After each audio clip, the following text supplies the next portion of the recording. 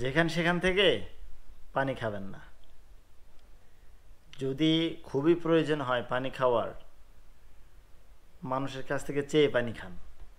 তারপরেও অনিরাপদ অস্বাস্থ্যকর পানি খেয়ে জীবনটাকে ধ্বংস করবেন না। আসসালামু আলাইকুম। কেমন আছেন সবাই? আশা করি সকলে ভালো আছেন। আমি আলহামদুলিল্লাহ ভালো আছি আপনাদের দোয়ায়। আজকের ভিডিওতে থাকছে নিরাপদ পানি। এখন নিরাপদ পানি কোনটা? নিরাপদ পানিটা হচ্ছে এরকম যে পানিতে কোনো ধরনের কেমিক্যাল নেই, আয়রন নেই, বলতে গেলে একদম স্বচ্ছ পানি। সেটা হচ্ছে নিরাপদ পানি বা ভালো পানি।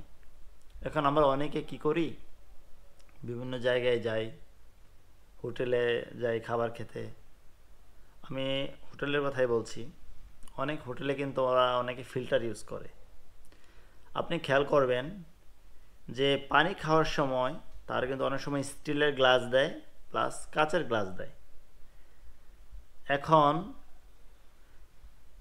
কাচের গ্লাস জীবাণু প্রতিরোধকটা কীরকম আর স্টিলের গ্লাসে প্রতিরোধকটা কীরকম, সেটা হচ্ছে আপনার উপরে।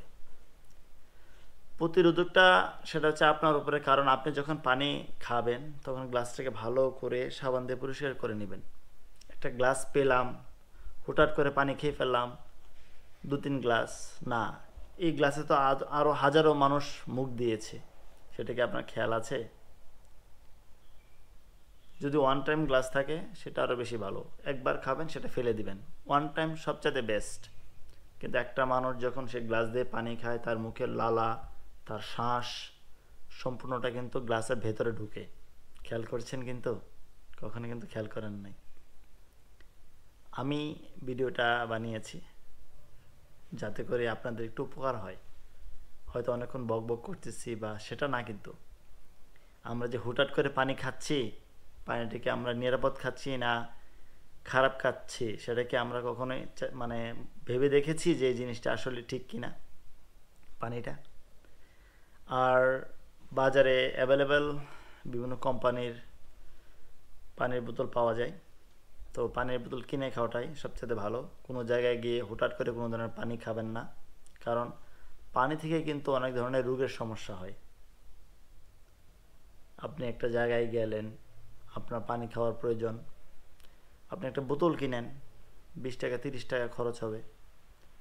যদি আপনার এত সমস্যাই হয়, আপনি একটা দোকানদারকে বলেন যে ভাই আমার কাছে একটা টাকা অল্প হচ্ছে না, আপনি আমাকে একটা বোতল দেন, আমার খুব পানি তৃষ্ণা পেয়েছে, আমার পানিটা খেতেই হবে এখন।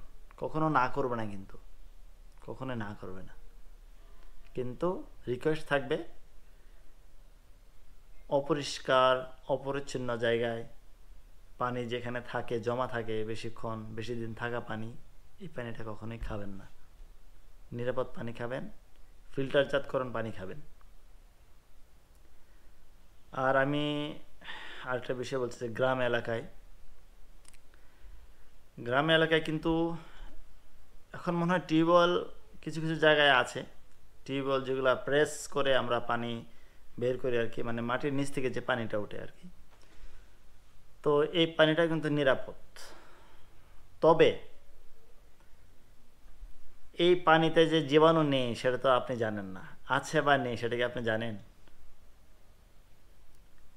আর্সেনিক, আর্সেনিক কতটা ক্ষতিকর সেটা আপনার, আমি কোনো ডাক্তার না, আমি আগেই বলছি। আর্সেনিক যে কতটা ক্ষতিকর সেটা খেলে দেখবেন যে আপনার হাতের তালা, মানে এরকম ফুসকা ফুসকা পরে পায়ের তালা ছিদ্র হয়ে যায়, শারীরিক অনেক ধরনের সমস্যা হয়। তাই সেটা কিন্তু আমরা সকলেই জানি। তাই আমি বলবো যে আর্সেনিক মুক্ত পানি খাওয়ার জন্যে আপনি ফিল্টারিং করতে পারেন, প্লাস আপনি যে নতুন নলকূপ বসিয়েছেন সেই নলকূপের পানিটা আপনি চেক আপ করাতে পারেন যে পানিতে কোনো আর্সেনিক আছে কি না। যদি থাকে ক্যান্সেল সাথে সাথে, তো দূরে আবার নতুন করে স্থাপন করেন নলকূপ।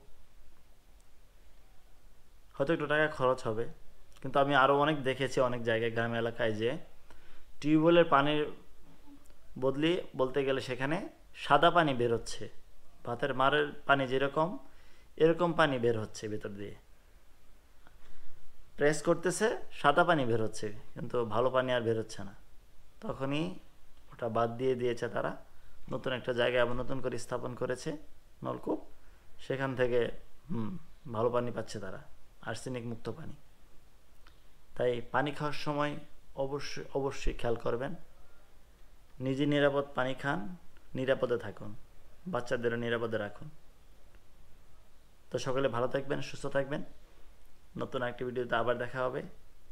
সে পর্যন্ত সকলে ভালো থাকুন, সুস্থ থাকুন। আসসালামু আলাইকুম।